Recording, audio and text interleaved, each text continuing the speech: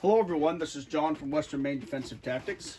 Going to do another knife review today on this Pacific Cutlery Fer De Lance. Fer De Lance, if I remember correctly, means head of the lance or iron head of the lance in French.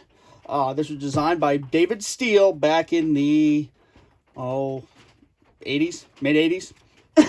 Excuse me, somewhere around there. And this was made by Pacific Cutlery, the forerunner of Benchmade, which what you guys know now as Benchmade, back in the late 80s and early 90s. And this is an outstanding knife. Now, if you've seen any of my videos, you know that I run my mouth about the various aspects of different knives that don't meet my personal standards. And this is one knife that meets just about every one of them.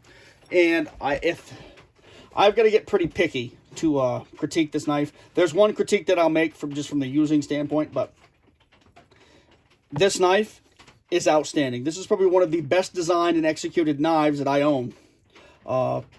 And let's start with the handle. Look at the contours on that handle. The contours on this handle are great. It works great in just about any grip you'd want to use it with, forward or reverse. And one of the most noteworthy things that I immediately noticed working with reverse grip of this knife is the point tracks very well regardless of edge orientation. No matter which way I hold this, the knife works for me, and it's not something that I have to say, well, I'll have to train into that or get used to it. It works. It's just excellent. The point's well centered. The point's pretty fine. It might be just a hair thin if you think you're going to use this as a field tool, but it is not delicate. If you look back at some of this knife's contemporaries, and one that comes right to mind is the, not that these are bad knives, they're good knives, the Almar Shadow series. There was a series of daggers that Almar made. They had extremely fine tips. I mean, the points that went right off into nothing. And they were very, very sharp, very, very fine, but in the real world, they're not going to last 30 seconds. You're going to, just in handling, you're going to drop the knife or misplace it, or it's going to hit something hard, and you're going to lose a section of the point. This is not quite that bad, though I'll say it's maybe a little thinner than I'd put on a Bowie knife for field use. I might, if it was just a pure, like a gambler's Bowie or gentleman's Bowie that's just going to be a purely self-defense thing and maybe, you know, open a box now and then, it would be fine. But the blade on this, the edges are excellent. Though I prefer full flat grinds, these are well done. These are pretty fine hollow ground edges. Good ricasso, plunge grind, so you have plenty of cutting edge on both sides of the blade. You've got a nice ricasso if you prefer to put your finger in front of the guard to, you know, for various purposes. I'm not going to get into that, but works great. You have to move with this knife and move the knife in your hand to really appreciate what this knife is. It's one of these knives that it's usually you get a knife that will do one thing well, i.e. it slashes well, it pierces well, it cuts well. This knife has enough curve on, you know, enough drop to the butt, enough curve to the blade where it's going to slash well, cut well as thrust well and pierce well. And that's how David Steele designed it, because he knew what the hell he was doing. And he was a blade, I'm not sure if he's still alive now or not, but if you are Mr. Steele, thank you for this knife. It's outstanding. But that's how he was trained. I believe he was trained in Filipino martial arts as well as a couple other disciplines, and came up with this knife design. And I really like it. I hemmed and hawed about buying this. I put it on, I think I found it on eBay 2 years ago, and looked at it and put it in my on my watch list, or whatever you call it, for the longest time. And then one day I said, you know what, I'm just going to have it and see what all the fuss is about. I ran into guys that carried this knife back into the 80s and 90s, and at the time this was a pretty high-end knife. It was, you know, if somebody was carrying one of these, you knew they were pretty friggin' serious about what they were doing. And one particular individual I ran into at a seminar let me handle his knife, and he had his edges refined very well, very good secondary bezels, absolutely razor sharp and refined, so they would cut very well on both edges. Had a nice Kydex sheath made for it, or made it himself, and carried it and was very skilled in its use. So there's not really much you can do, or there's not really much you can say negatively about a combination like that. A man that's well trained, that has made his own gear and sharpened his knife to his own specifications, hey, that's a going unit. But criticisms, I don't really have any.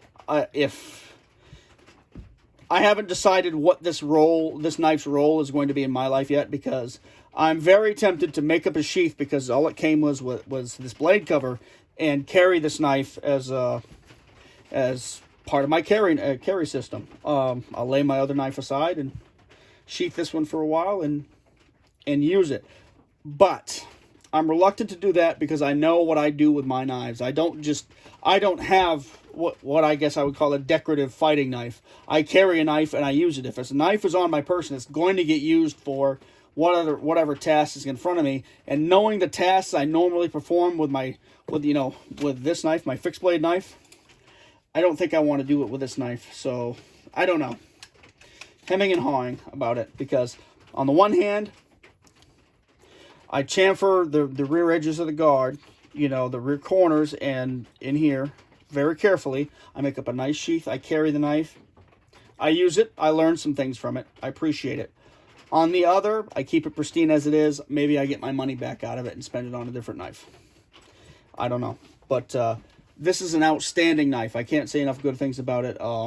Very pleased with owning it for a little while, if I don't own it for the rest of my life. But I've learned a lot from it. I like it because I've always liked this design. I have a couple of knives that I made that are kind of similar but different blade styles that I really like.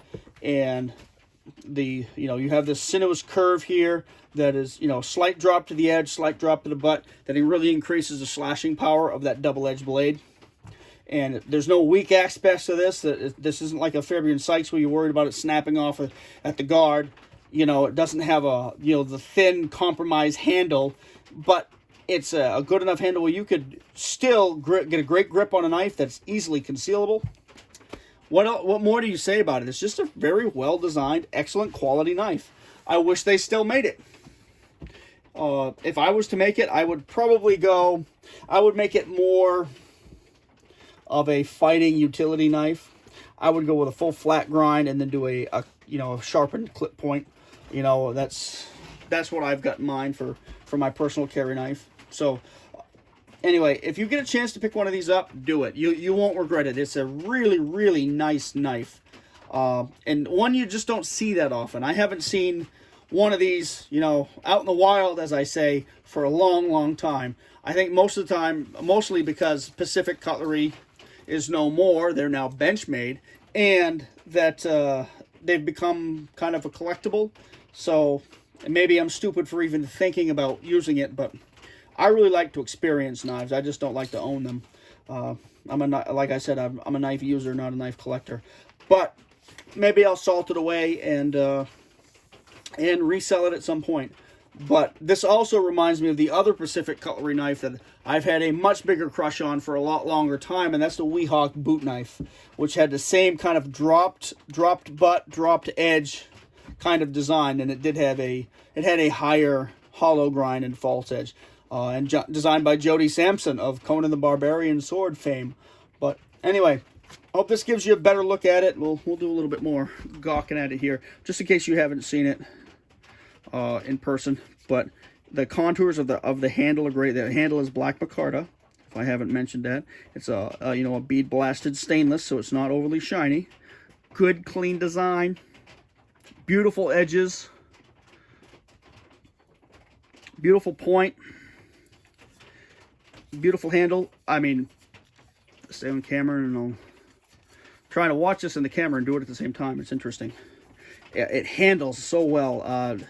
Maybe a little texture on it. I mean, maybe if you want to get really picky about it. But if this was the type of knife I decided to go with, I would probably get 3 and work with that knife exclusively. And I'm at the point in my career, that's what I'm about to do, is make myself a set of knives of a certain design that I've evolved into over some years, and just work with that design exclusively, because I've done my 40 some odd years of experiments, and I understand what I really, really want now. Or what I really, really want for the next 5 years, because of course I'll change my mind, but don't we all? But anyway, I hope you guys enjoyed this little look. I'm going to give you a look at the logo. I hate it when people, when they review knives, get it real close to the camera. But that's the Fer De Lance and Pacific Cutlery logo. What annoys me is when people get their face to the camera and go, oh, look at this. I'm like, this doesn't tell me anything about that knife. Give me a good broadside look and let me examine it. Just under 1/4 of an inch in thickness, but well executed, well designed, outstanding design. Benchmade. If you happen to hear this, start reproducing these. These were outstanding knives. And make that Weehawk boot knife again, because I want one. All right, you guys take care. Hope you're having a good one.